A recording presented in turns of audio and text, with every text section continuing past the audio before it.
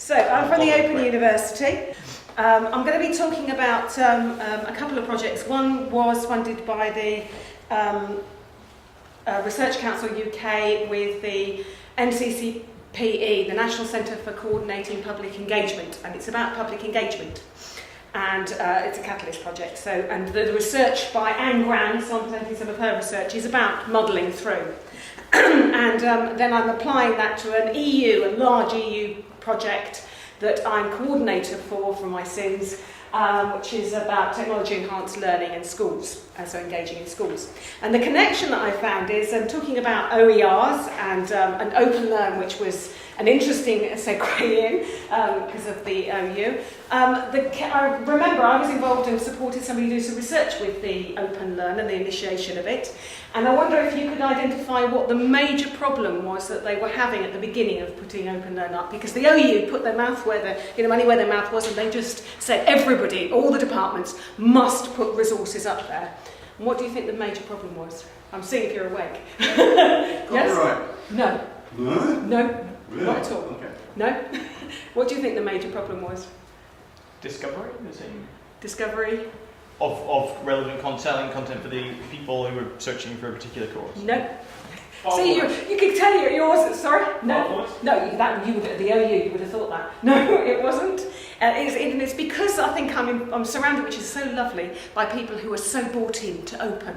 It was academics and politics, and people not happy with the whole idea. And that's pretty much what I'm talking about, is actually stepping outside of this environment where we're totally bought into this open and sharing, is that there are people who just aren't. And they're literally pretty much scared by it. So public engagement through research I'm going to talk about. I'm trying to go fast now. And some research that was done at the Open University across different departments, because it very much varies and changes between different departments. The humanities is pretty good. But it cannot be good in some universities. And then I'm going to talk about the Jokes to Learn project and apply some of the methods, and pretty much that's some of the problems I've had there. So I'm not going to go into too much detail because I haven't got that much time on, but the NCCP basically give a definition of what engagement is. It's this two-way interaction and in activity, and it's listening to the communities, and I'm going to explain about that in a bit more detail. And the ways our research is shared with individuals. And we have in the Catalyst project particularly somebody working on digital engagement solely, and how that can be facilitated. And she's got a background very much in the sciences, so citizen science and some of the things that you were talking about citizen science earlier on is very relevant. So, this is from the NCCPE. Publics can be anything from, they're not just the people out in the streets, they can go to businesses and public sectors and a wide range of different things. And so we did a lot of work identifying in each of the faculties where they were thinking and concentrating on. But also, this is what tends to get missed, actually we can engage with communities throughout the research cycle. What often gets missed, we keep finding it, is it's I do the research and then I engage at the end. Or I might engage once I've decided what the questions are and where I'm going, in the middle. But what doesn't tend to happen is that we engage with publics in the conception of a research process. So that's why my question came earlier on.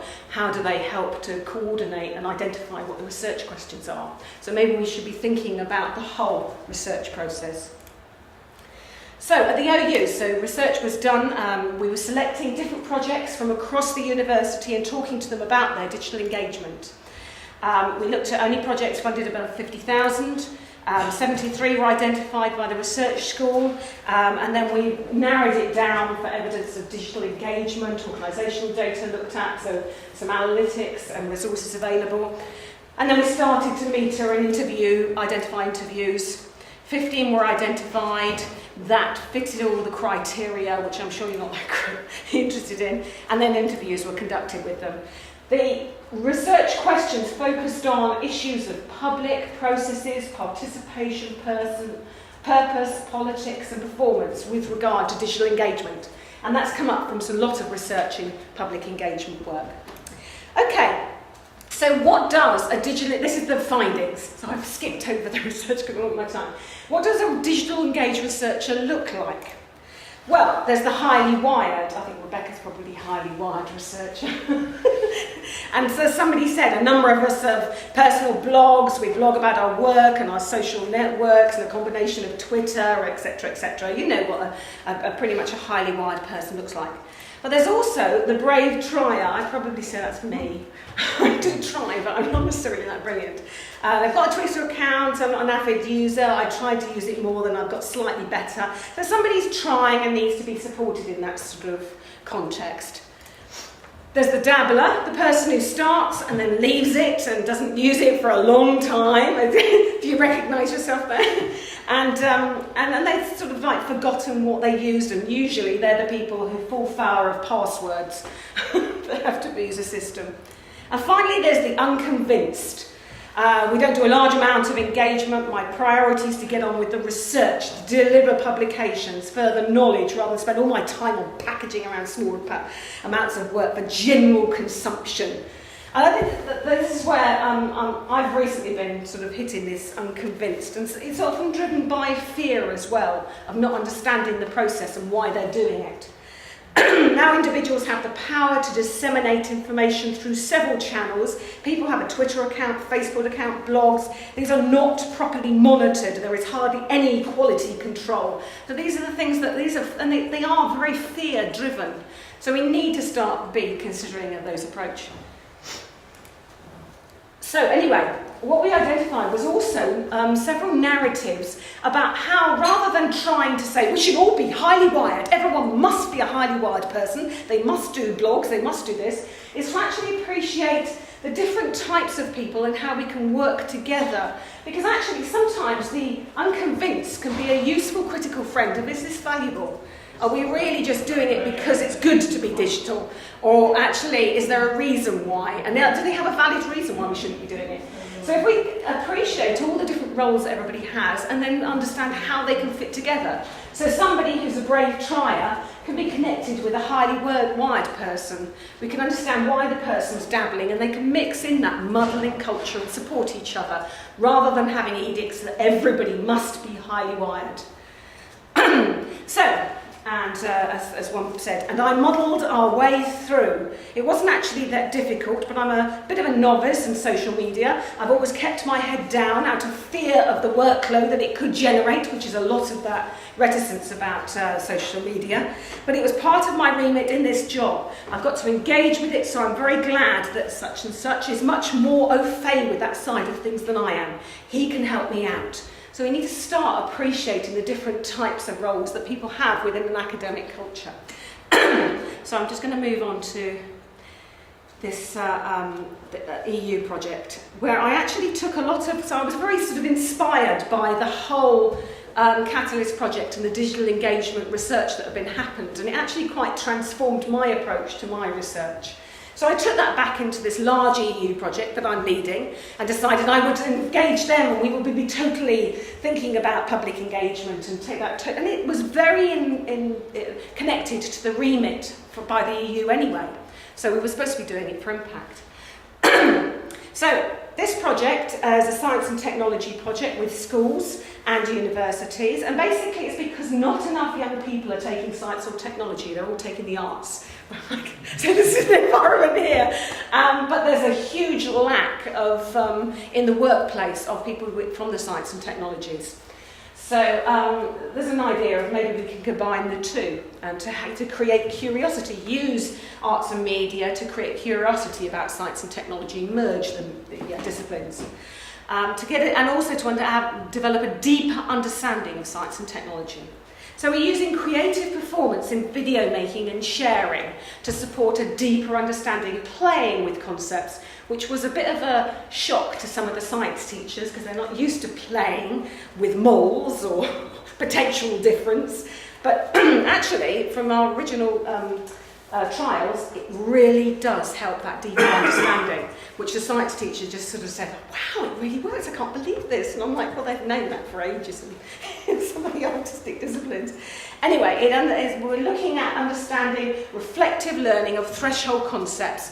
And as a teacher, threshold concepts are those really tricky concepts which you know when you're teaching, as students come up to it, that they're going to have this barrier to get over understanding it.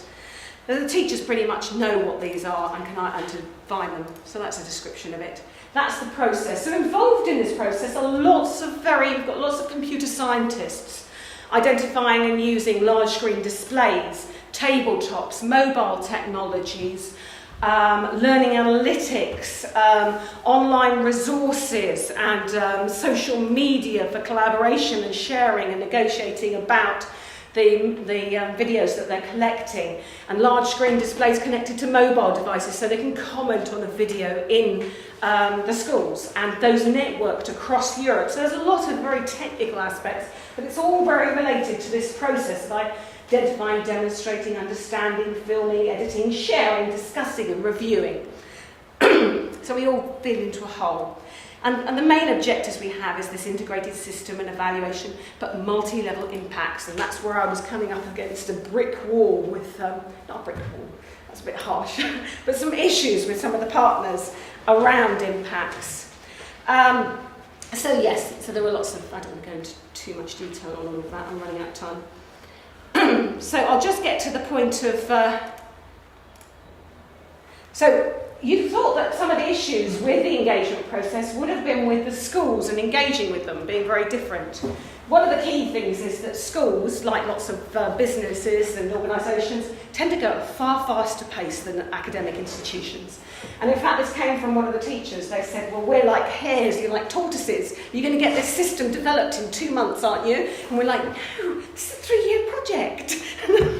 So they could not get the understanding that we were sort of going at a different pace.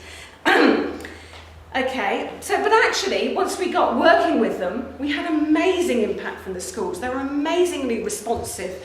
They've gone to Future Learn and used it to support their training, their teacher training. We talked about data pens. They went crazy for them. They bought them in the school and they started using them because they rely on the physical aspects of writing and turning things into videos through a data pen, and it just transformed the way that they were teaching.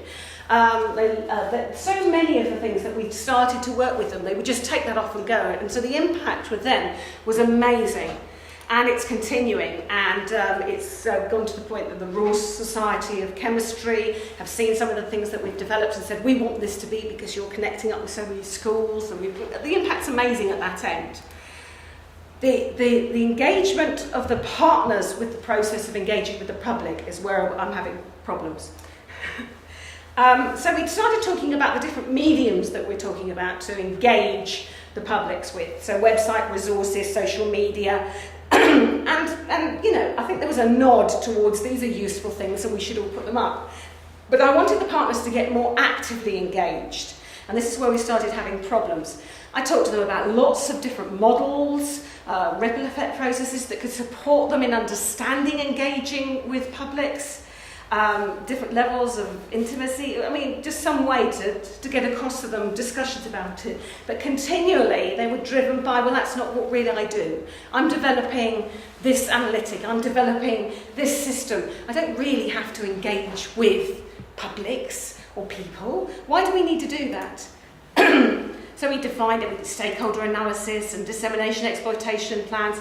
But I think this gives a nice little anecdote of recently at a partner meeting, we had a debate about social media, and I took the Muddling culture representations to describe the discussion that we had that might be, and it was useful for me to see it. So I came in very much of, we need to engage with everyone, let's have some social media, to which I got the response, well, okay, then we need a social media plan.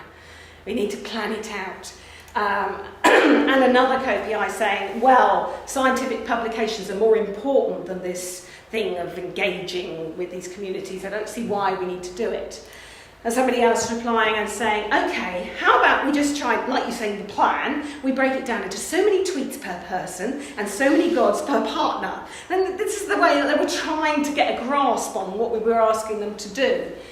And a very highly wired researcher that we have said, well, no, social media shouldn't have rules. It's about freedom to express anything. It's about just getting out there, engaging it, which was very frightening to some of the academics. They didn't understand this thing of, whoa, what about the quality? What about if we make ourselves look stupid? These are the fears that were driving them.